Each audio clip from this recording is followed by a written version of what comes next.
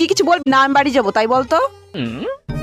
ক্যাম্বাই যে কই রে বান্ধবী, তুই আবার খারাপ মনে করে নিস নাকি? আরে বল না, আমি কিছু মনে করব না। ক্যাম্বাই যে কই রে, আই লাভ ইউ। अच्छा তুই ভাবলি কি করে তোর সঙ্গে আমার রিলেশন হবে? তোর নিচেরটাই তো ছোট। দেখ, ছোট বড় আসল কথা না রে বান্ধবী, এই জায়গায় অন্য একটা গল্প আছে। গল্প আছে? কি গল্প আছে? গল্পটা হলো ছোট বড় নিয়ে।